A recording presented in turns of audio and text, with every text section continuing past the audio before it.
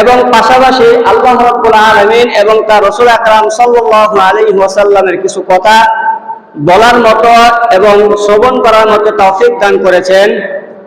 এজন্যই আমরা সকলে অন্তরের গভীর থেকে আল্লাহ রাব্বুল আলামিনের শুকরিয়া আদায় করি, দিল থেকে সউচ্চ স্বরে মন ভরে আমরা সকলে কালিমাতুশ শুকর আদায় করি। সকলে বলে আলহামদুলিল্লাহ, আলহামদুলিল্লাহ। আমরা আল্লাহ রাব্বুল আলামিনের দরবারে শুকরিয়া জ্ঞাপন করলাম। মুমিনের প্রত্যেকটা আমলের মধ্যে আল্লাহ তাআলা কল্যাণ রেখেছেন। আমরা আল্লাহ রাব্বুল আলামিনের শুকরিয়া আদায় করেছি, এজন্য আমাদের ফায়দা হয়েছে না? অবশ্যই ফায়দা হয়েছে। যেমন আল্লাহ তাআলা কোরআনুল কারীমে বলেছেন, লা ইন শাকারতুম লা আযীদান্নাকুম ওয়া লা ইন কাফারতুম ইন্না আযাবি লাশাদীদ। অর্থ, হে বান্দাগণ, লা ইন শাকারতুম, যদি তোমরা আমার শুকরিয়া আদায় করো, লা ইন শাকারতুম, যদি তোমরা আমার শুকরিয়া আদায় করো, লা আযীদান্নাকুম, তাহলে তোমরা আমার যে নিয়ামতের উপরে তোমরা আমার যে শুকরিয়া আদায় করবা, আমি তোমাদের সেই শুকরিয়ার নিয়ামতটাকে আরো বাড়িয়ে দিব। আল্লাহ রাব্বুল আলামিন বলেছেন, লা ইন শাকারতুম লা আযীদান্নাকুম। আল্লাহ তাআলা এখানে আযীদ বলতে পারতেন, কিন্তু আল্লাহ তাআলা বলেছেন লা আযীদান্নাকুম। এর দুই একটা তাকিদ আসছে।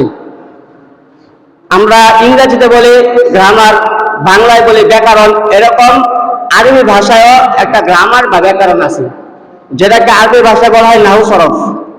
এখানে যারা নাহু সরফে পারদর্শী বা যারা নাহু সরফ বুঝেন তারা বুঝবেন, এখানে লা একটা তাকিদ, নুন একটা তাকিদ। এর মানে কি? আল্লাহ তাআলা এখানে দুইবার। এখন আসেন তাকিদ মানে কি? মানে তাকিদ হলো একটা জিনিসকে আরো জোরালো ভাবে বলা, একটা জিনিসকে আরো শক্ত ভাবে বলার নাম হলো তাকিদ।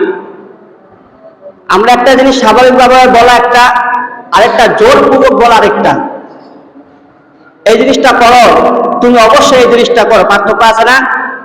এরকম আল্লাহ তাআলা এখানে আযীদ শব্দ বলতে পারতেন, যে আমি বাড়িয়ে দিব, বলতে পারতেন, কিন্তু আল্লাহ রাব্বুল আলামিন বলছেন লা ইন শাকারতুম লা আযীদান্নাকুম, যদি তোমরা আমার শুকরিয়া আদায় করো, তাহলে বান্দা শুনে রাখো, জেনে রাখো, আমি তোমাদের এই নিয়ামতটাকে আরো বাড়িয়ে দিব। হ্যাঁ, অপরদিকে আবার আরেকটা কথা আছে কি, ওয়ালা ইন কাফারতুম, আর যদি তোমরা আমার এই শুকরিয়া না করো, আমি তোমাদেরকে এত শুকরিয়া, এত নিয়ামত দিয়েছি, আমি তোমাদেরকে এত 3.5 হাত বডি দান করেছি, আমি তোমাদেরকে রূহ দান করেছি, আমি তোমাদেরকে কলব দান করেছি, আমি তোমাদেরকে খাবার জন্য রিজিক দান করেছি, বেঁচে থাকার জন্য জীবিকা দান করেছি। এখন তুমি যদি এই সমস্ত জিনিসগুলো অস্বীকার করো, তাহলে আল্লাহ তাআলা কি বলেন, ওয়ালা ইন কাফারতুম, যদি তুমি অস্বীকার করো, অস্বীকৃতি জানাও, ইন্না আযাবি লাশাদীদ, তাহলে জেনে রাখো আমার আযাব অতি ভয়ঙ্কর। তাহলে আমাদের এই আয়াত থেকে শিক্ষা হলো এটাই, যে আল্লাহ তাআলা আমাদের যে হালতে রাখুক, যে সময়ে রাখুক, যে অবস্থাতে রাখুক, আল্লাহ তাআলার শুকরিয়া আদায় করা। আল্লাহ তাআলার শুকরিয়া আদায় করলে যে নিয়ামত বাড়ে, নিয়ামত আরো বৃদ্ধি পায়, এবং আল্লাহ তাআলা নাফরমানি করলে যে নিয়ামত আরো কমে যায়। এর উদাহরণ চাই আপনাদের। উদাহরণ হলো, হযরত মুসা আলাইহিস সালামকে কালিমুল্লাহ বলা হতো, সবাই জানেন না? হযরত মুসা আলাইহিস সালামকে কালিমুল্লাহ বলা হতো, কারণ কি?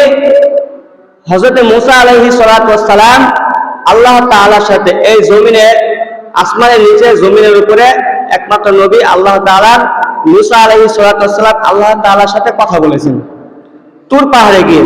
সবাই জানেন বিখ্যাত ঘটনা, যে তুর পাহাড়ে গিয়ে হযরত মুসা আলাইহিস সালাম আল্লাহ তাআলার সাথে কথা বলতেন। এরকম মাঝে মধ্যে যখন আল্লাহ তাআলার সাথে কথা বলতে যাইতেন, একবার হযরত মুসা আলাইহিস সালাম আল্লাহ তাআলার সাথে কথা বলার জন্য যাচ্ছিলেন। পথিমধ্যে এক লোক বললেন যে একবারে জীর্ণ শূন্য, তার খাবার মতো জীবিকা নাই, খাবার জন্য রিজিক নাই, থাকার জন্য কোনো ঘর বাড়ি নাই, পরনে কোনো পোশাক নাই। তার লজ্জাস্থান ঢেকে রাখছে শুধুমাত্র আপনার ওই যে খড়কুটা দিয়ে বা পাতা দিয়ে সেলাই করে কিছু একটা লজ্জাস্থানে ঢাকছে শুধুমাত্র, এতটুকু পরনে তার আছে।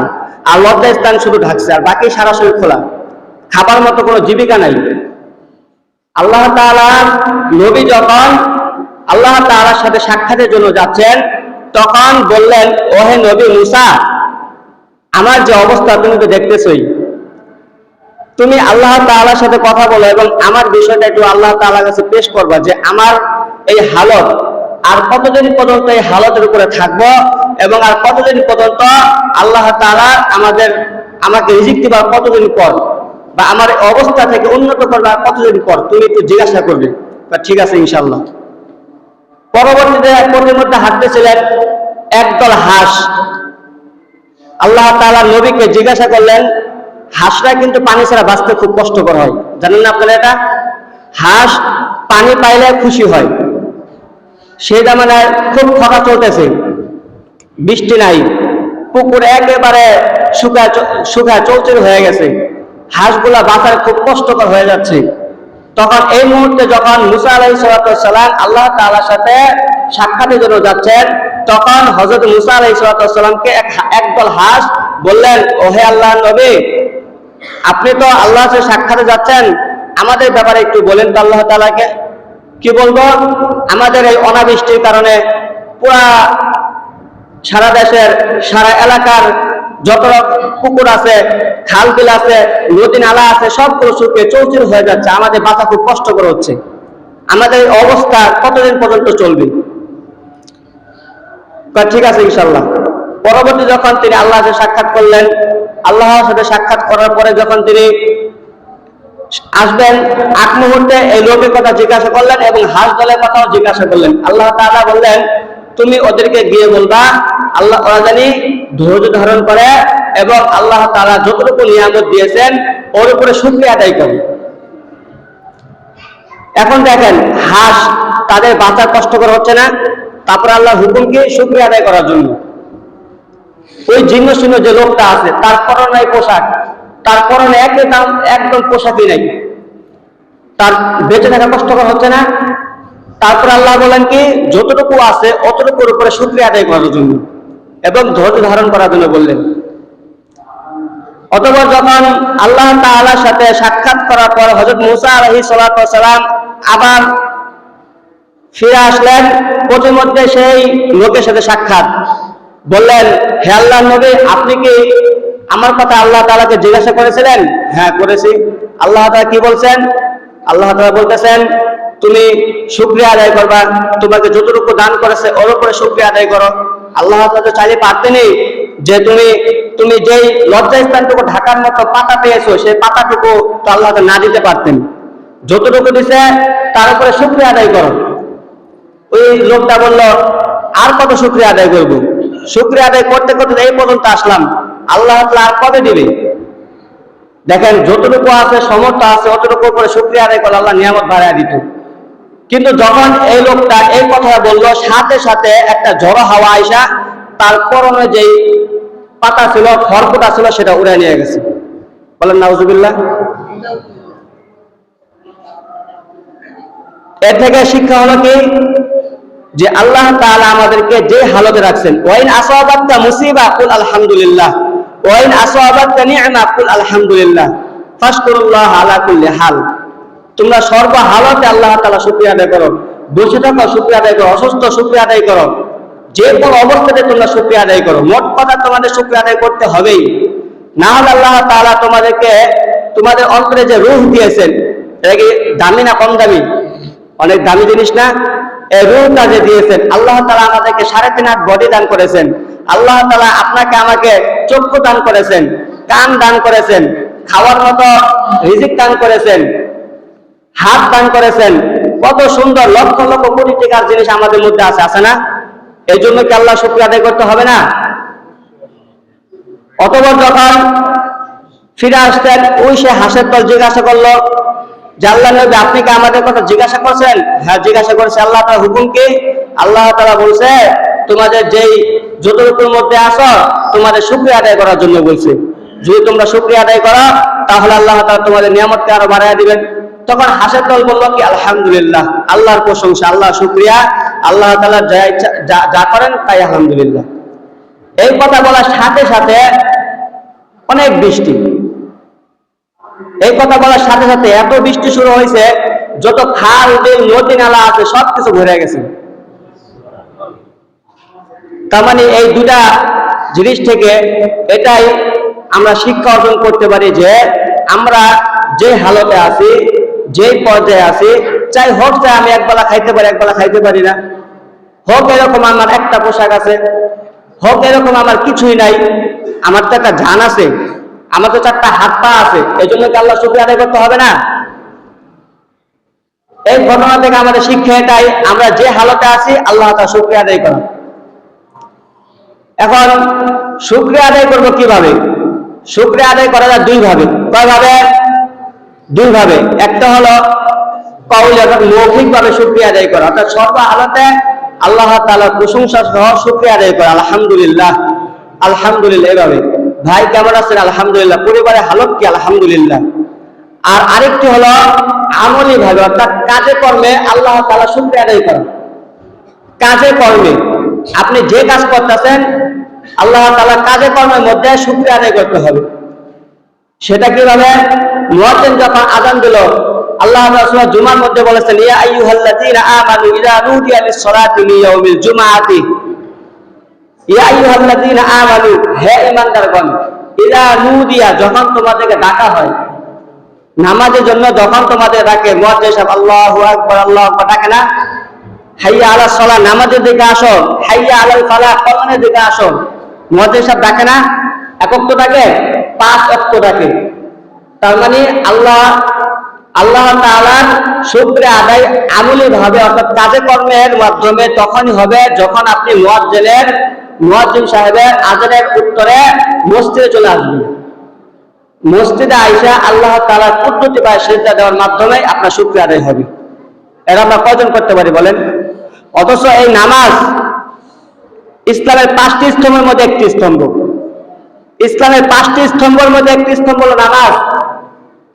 নামাজের ব্যাপারে রাসূল আকরাম সাল্লাল্লাহু আলাইহি ওয়াসাল্লাম বলেছেন বুনিয়াল ইসলাম আলা খামসিন, এই ইসলামটা 5টি জিনিসের উপরে। এই ইসলাম নামক বৃক্ষ, এই ইসলাম নামক রাজপ্রাসাদটা 5টি জিনিসের উপরে 5টি খুঁটির মাধ্যমে ঝুলে আছে। এই ইসলাম নামক বৃক্ষের 5টি শাখা প্রশাখা আছে। এর মধ্যে একটা শাহাদাতু আল্লা ইলাহা ইল্লাল্লাহ, 2 নম্বরে আছে ইকামিস সালাহ, নামাজ কায়েম করা। অথচ আমরা আজকে কয়জন মানুষ নামাজ পড়ি বলেন? হাতে গোনা অল্প কিছু সংখ্যক নামাজ পড়ি। আমরা ভাবি আমাদের বয়স তো 30 বছর মাত্র, আরো 30 বছর বাঁচবো। আরে ভাই আপনি গ্যারান্টি কি আর 30 বছর বাঁচবেন? আপনার মতো কত যুবক মানুষ মারা যাচ্ছে না? খোঁজ নিয়ে দেখেন আপনার মতো কত যুবক নামাজ পড়ে কিন্তু আপনি পড়েন না।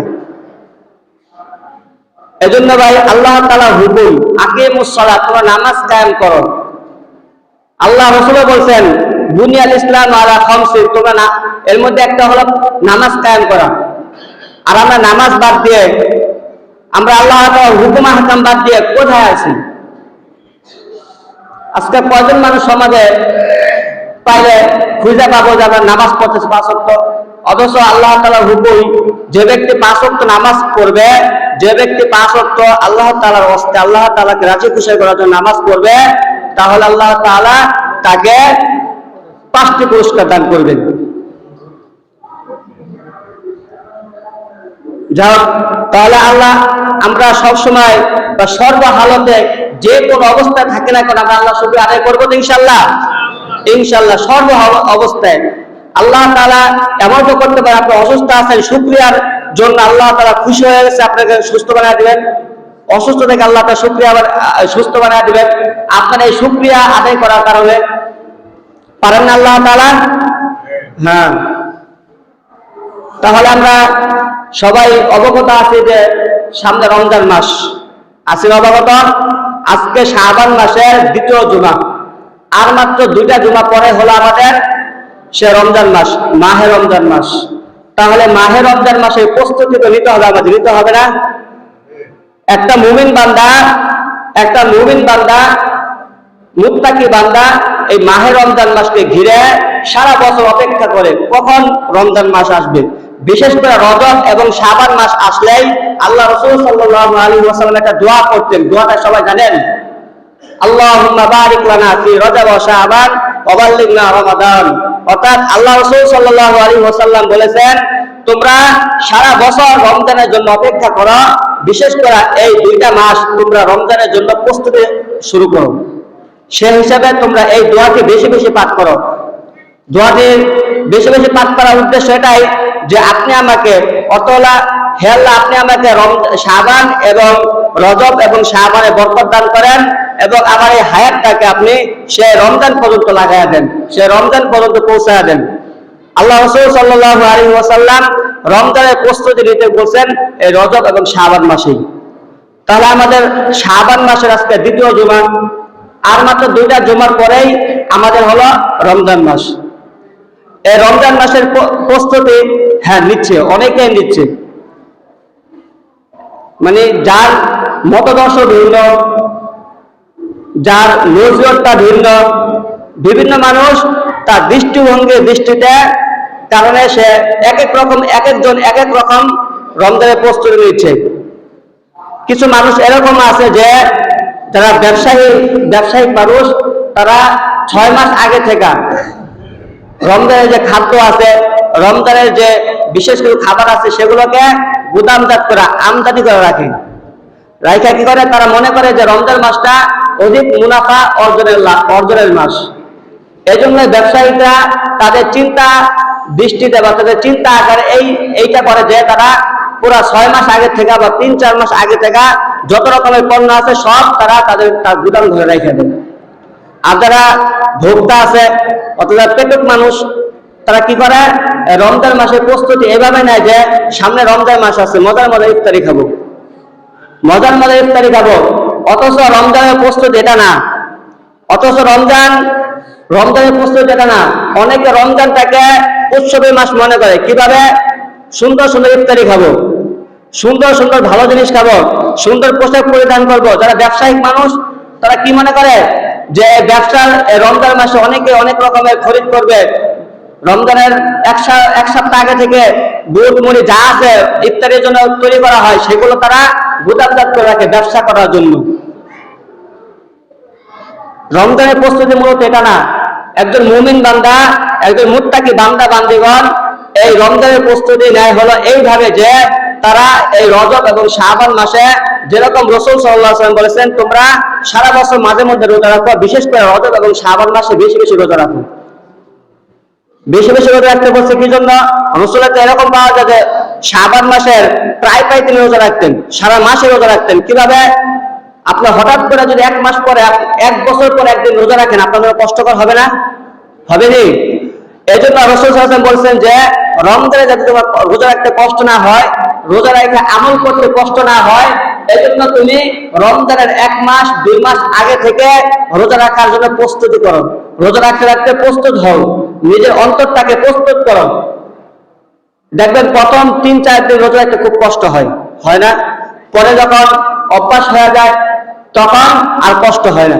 এজন্য রাসূল বলছেন যে সেই 2-3 দিন যাতে আপনার কষ্ট না হয়, সেই 2 দিনটা আগে থেকে আপনি কষ্টটা সহ্য করেন। রমজান মাসে যখন রোজা রাখবেন এই সাথে সাথে আপনি আমলও করতে পারবেন স্বাচ্ছন্দ্য বোধ হিসেবে। রমজানের প্রস্তুতি নিতে হবে এইভাবে যে আল্লাহ তাআলা এবং আল্লাহ রাসূল যা বলেছেন সেইভাবে। এখন রমজান পাইলে আমরা কি করব? রমজান কোন উৎসবের মাস না, আমি আগেই বলছি। রমজান হলো ইবাদত বন্দেগীর মাস। আপনার আমার যে গুনাহ আছে সেই গুনাহ মাফের মাস। রহমত মাগফিরাত নাজাতের মাস হলো রমজান মাস।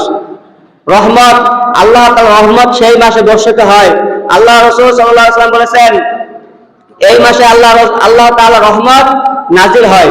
মাগফিরাতে আল্লাহ তাআলা, আপনি যদি ক্ষমা প্রার্থনা করেন আল্লাহ তাআলা এই মাসে ক্ষমা দান করবেন এবং সর্বশেষ আল্লাহ তাআলা সমস্ত গুনাহকে মাফ করে দিয়ে আল্লাহ তাআলা আপনাকে নাজাতের ব্যবস্থা করে দিবেন। এই মাস কোন উৎসবের মাস নয়, এই মাস হলো ইবাদত বন্দেগীর মাস। এই মাস থেকে আমরা কি অর্জন করতে পারি? এক নাম্বার অর্জন করতে পারি সমস্ত গুনাহ যা আছে, অন্তরে যে গুনাহগুলো আছে সেই গুনাহগুলো মুক্ত করতে পারি, সেই গুনাহগুলো মোচন করতে পারি, এবং এই মাস দ্বারা আমরা তাকওয়া অর্জন করতে পারি। কি অর্জন করতে পারি? তাকওয়া অর্জন করতে পারি। এই রমজান মাস গুনাহ মাফের মাস, কারণ রাসূল আকরাম সাল্লাল্লাহু আলাইহি ওয়াসাল্লাম বলেছেন, এই রমজান মাস সম্পর্কে বলেছেন, আসলে রমজান মাসকে রমজান বলে নামকরণ করা হয়েছে এই জন্যই যাতে একজন মুমিন বান্দা বান্দিগণ, মুত্তাকি বান্দা বান্দিগণ এই রমজান মাসকে পায়া এই রমজান মাসের উসিলায় তার গুনাহকে মাফ করাতে পারে। রাসূলের হাদিস, আন আবি হুরায়রা রাদিয়াল্লাহু তাআলা আনহু ক্বালা ক্বালা নবী সাল্লাল্লাহু আলাইহি ওয়াসাল্লাম ইন্নামা সুমিয়া রমাদানু লিআন্নাহু ইয়ারমিলু যুনুবা। ইন্নামা সুমিয়া রমাদান, এই রমজানকে রমজান বলে নামকরণ করা হয়েছে এই জন্যই, লিআন্নাহু, কারণ এই রমজান মাসটা ইয়ারমিলু যুনুবা, সমস্ত পাপকে মুছে দেয়। এই জন্য রমজান মাসে উৎসব না করে আমরা আল্লাহ তাআলার হুকুম আহকাম, রাসূলের আদর্শ, রাসূলের তরিকা অনুযায়ী চলে আমাদের গুনাহকে যাতে মুক্ত করতে পারি। আরেকটা হলো যেন আমরা আল্লাহ তাআলার তাকওয়া, আল্লাহ তাআলার ভীতি অর্জন করতে পারি। এই রমজান মাস কোনো উৎসবের মাস না, এই মাসে তাকওয়া অর্জন করার মাস। তাকওয়া জিনিসটা কি? তাকওয়া হলো আল্লাহ তাআলার ভয়, সর্ব হালতে আল্লাহ তাআলার ভয়কে অন্তরে রেখে, আল্লাহ তাআলাকে স্মরণে রেখে সমস্ত কার্যক্রম করা। একটা সমাজকে অপরাধ মুক্ত করতে হলে, একটা সমাজকে আপনার শান্তি শৃঙ্খলা করতে হলে এই আপনার এই তাকওয়ার কোনো বিকল্প নেই। তাকওয়া জিনিসটা কি? আল্লাহ তাআলার ভীতি, আল্লাহ তাআলার স্মরণ।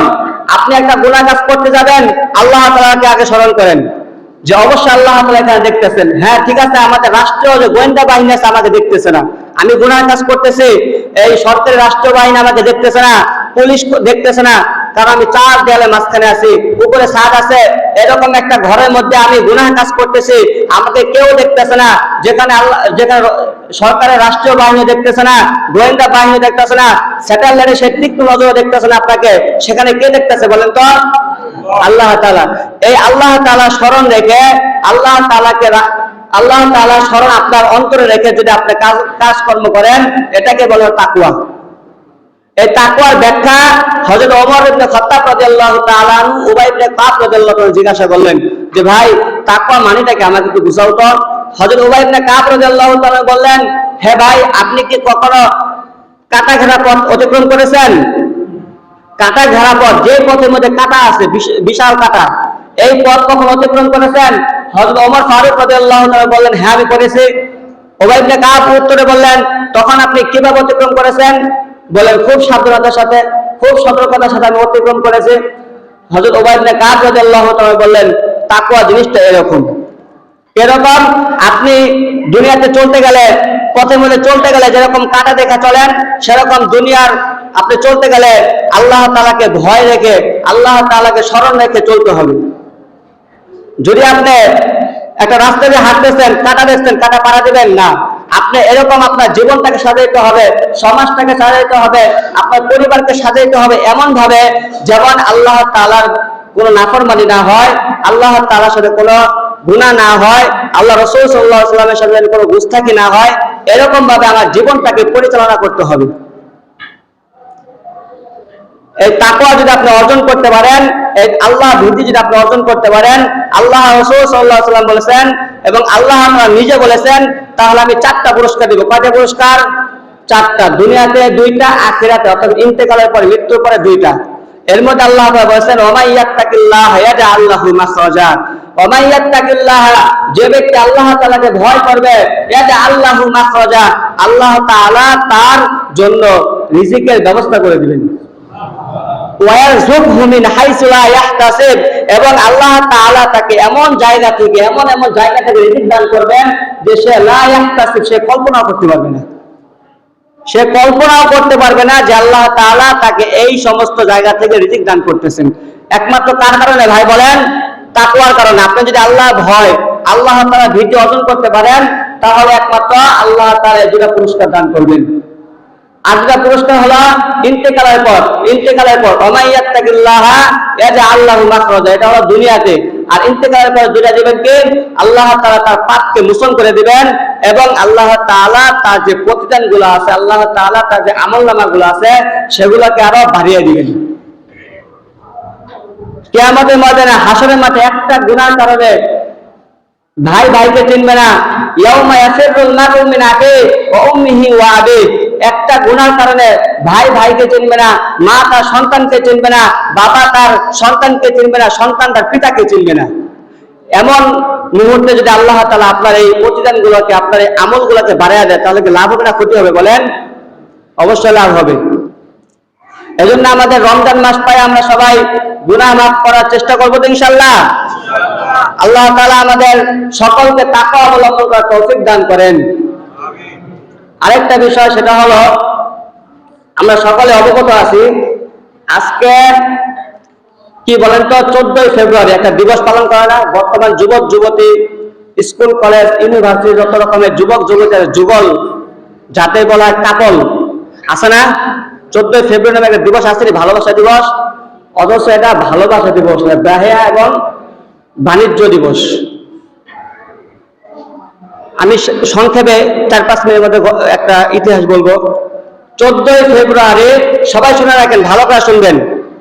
অনেকে হয়তো জানেন, যারা পত্রিকা পড়েন, যারা পেপার পত্রিকা পড়েন, তারা হয়তো অনেকে জানেন, বা জানলেও পুরোপুরি জানেন না। আমি সংক্ষেপে ইতিহাসটা বলবো, কোত্থেকে ইতিহাসটা আসছে। যিশু খ্রিস্টের জন্মের 4th বছর আগে, মানে 4th শতাব্দীতে পৌত্তলিক কিছু পূজারী ছিল। তারা কি করত? তারা পূজা করত, তাদের বিভিন্ন দেবদেবী ছিল। তাদের সমাজে তাদের এই দেবদেবীর নামে অনেকেই অনেক রকম উৎসব করত, অনুষ্ঠান করত। এরকম তাদের একটা দেবদেবী, মানে দেবী ছিল বা দেব ছিল আর কি, যারা দেবতা ছিল। এরকম তাদের একটা দেবতা ছিল, দেবতার নাম হলো আপনার লোপার কালিয়া। দেবতার নাম কি? লোপার কালিয়া। তারা এই দেবতার নামে একটা উৎসব করত, এই দেবতার নামে একটা উৎসব করত। সেই উৎসবে তারা একটা ইস্যু ছিল, একটা বিষয় ছিল লটারির বিষয়। অর্থাৎ মানে আমরা যে বিশ্ব মানে ভালোবাসা দিবসটাকে খুব ভালো মনে করি, কিন্তু এটা পত্রিকা যে আসতে শুনলে আপনারা শিউরে উঠবেন। মানে এত জঘন্যতম একটা ইতিহাস থেকে বর্তমান বাঙালিরা এটাকে ভালো মনে করে পালন করে। সেটা কি? সে লোপার কিলিয়া দেবতার নামে সে তৎকালীন যে মূর্তি পূজারক ছিল তারা পূজা করত এবং তার নামে একটা উৎসব করত। সে উৎসবের মধ্যে তারা এই দেবীতার নামে বা দেবদেবীর নামে একটা লটারি করত। অর্থাৎ লটারির মধ্যে একটা যুবক এবং একটা যুবতীর নাম থাকতো। যে যুবকের ভাগে পড়বে সে আগামী বছর পর্যন্ত তাকে ভোগ করবে। নাউজুবিল্লাহ। আচ্ছা, এটা জায়েজ আছে বলেন? আছে বলেন? এই বছরে আপনার লটারি করে যে যুবকের ঘরে যে যুবতীটা পড়বে বা আসবে, আগামী বছর পর্যন্ত এই যুবতী তার ভাগে সে তাকে ভোগ বিলাসিতা করবে, তাকে ভোগ করবে। এবং এই দিবসটি পালন হতো এই 14 তারিখে, 14ই ফেব্রুয়ারিতে। এখন ওটা তো লোপার কিলিয়া যেই আপনার দেব আছে বা দেবী আছে তার নামে করা হইতো। এখন ভ্যালেন্টাইন ডে এর নাম কোথেকে আসলো? এই নামটা আসতে হলো এরকম শত বছর দিন যায় রাত যায়, এরকম চলতে যখন 476 খ্রিস্টাব্দ হলো, 476 বছর পর আপনার পোপ জেলিয়াস, একজন পোপের নাম ছিল জেলিয়াস, সেই পোপ জেলিয়াস বলল যে এই দিবসটাকে একটা নাম দেওয়া দরকার। 14ই ফেব্রুয়ারি কোনো দিবসের নাম নেই, এই জন্যই একটা দিবসের নাম দেওয়া দরকার। সেই তারা একটা বৈঠক করলো, বৈঠক করার পরে কি করলো, তারা এই নাম দিলকে তাদের একটা যাজক ছিল। যাজক কাকে বলে? যে আপনার ইয়ের মধ্যে, আপনার গির্জার মধ্যে পূজা করায় বা ভালো লোক, তাকে সবাই সম্মান করে, পছন্দ করে, এরকম একটা লোক ছিল যাজক। তার নাম ছিল ভ্যালেন্টাইন। তার নাম কি ছিল? ভ্যালেন্টাইন। যেহেতু তারা সকলেই এই লোকটাকে পছন্দ করে, ভালোবাসে, এই জন্য তার নামে এই দিবসটিকে পালন করার পরে তার দিবসটির নাম হলো কি ভ্যালেন্টাইন ডে। এখন আসেন, এই ভ্যালেন্টাইন ডে ভালোবাসা দিবস কোথেকে আসলো? এই আপনার এই শত বছর মানে পাশ্চাত্যে যখন এই ইতিহাসটা বা এই উৎসবটা পালন করে আসছে, তৎকালীন মানে 1993 সালে আপনার একজন এই দিবস প্রিয় মানে দিবসকে খুব পছন্দ করে এরকম একজন লেখক ছিল বা সাংবাদিক ছিল। তার নাম হলো আপনার শফিক রেহমান। তার নাম কি বাংলাদেশ পত্রিকা, তার নাম হলো শফিক রেহমান। এই লোকটা কি করলো, আপনার এই ভালোবাসা দিবস বা এই ভ্যালেন্টাইন্স ডে এটাকে বাংলাদেশের মধ্যে ছড়িয়ে দেওয়ার জন্য যায় যায় দিন নামে পত্রিকা আছে, সবাই চিনেন? যায় যায় দিন নামে একটা পত্রিকা আছে, সেই পত্রিকায় সে একটা বিবৃতি দিল যে নতুন একটা দিবস বাংলাদেশে আসছে, সেটার নাম কি ভ্যালেন্টাইন্স ডে। সে একটু চালাকি করে ভ্যালেন্টাইন্স, যারা শিক্ষিত লোক আছে তারা বুঝবে এটা ভালো নাম না, তো খ্রিস্টানদের নাম, এটা কিভাবে একটা উৎসব হইতে পারে বাঙালিদের মুসলমানদের। এই জন্য সে চালাকি করে কি করলো, সে এই ভ্যালেন্টাইন্স ডে নাম বাদ দিয়া সে দিল বিশ্ব ভালোবাসা দিবস। দেখেন মুসলমানদের কি কত বড় ক্ষতি করলো। কে বললো মূলত এটা? এই শফিক রেহমান নামক একটা লোক। এগুলোকে নাম বানায় বলতেছে না, এগুলা নয়া দিগন্ত, দৈনিক নয়া দিগন্ত নামে একটা পত্রিকা আছে, চিনেন সবাই? এই দৈনিক নয়া দিগন্তে পত্রিকা 2005 সালের ফেব্রুয়ারি মাসে যেই পত্রিকাটা বেরোয়েছে কোন একদিন, সে পত্রিকার কথা। এবং এইটা আবার পুনরায় ছাপাইছে আল কারিম জেনারেল হাসপাতালের যেই মাসিক একটা পত্রিকা আছে, সেই পত্রিকায় 2017 সালে ফেব্রুয়ারি মাসের মাসিক পত্রিকার মধ্যে এটা ছাপাইছে। দেখেন এই আমরা যে ভালোবাসা দিবসটা পালন করি, এটা কত বড় জঘন্যতম একটা ইতিহাস। এই বর্তমান যুবক যুবতী এই সমস্ত দিবসগুলো পালন করে আসছে। তাহলে এই ইতিহাসটা শোনার পরে কি আমরা এই দিবসটা পালন করতে রাজি আছি? বলেন সকলে জোরে বলেন, রাজি আছি? আল্লাহ তাআলা আমাদের সকলকে এই সমস্ত দিবস বা এই সমস্ত ফাতনা ফাসাদ থেকে হেফাজত করার তৌফিক দান, হেফাজত করেন। সবাই বলেন আমিন। যা কিছু বললাম সংক্ষিপ্ত আকারে এলোমেলো ভাবে আল্লাহ তাআলা সর্বপ্রথম আমাকে আমল করার তৌফিক দান করেন, অথবা আমার সকলকে আমল করার তৌফিক দান করেন। সকলে বলে আমিন। ওয়া আখিরু দাওয়ানা আলহামদুলিল্লাহি রাব্বিল আলামিন।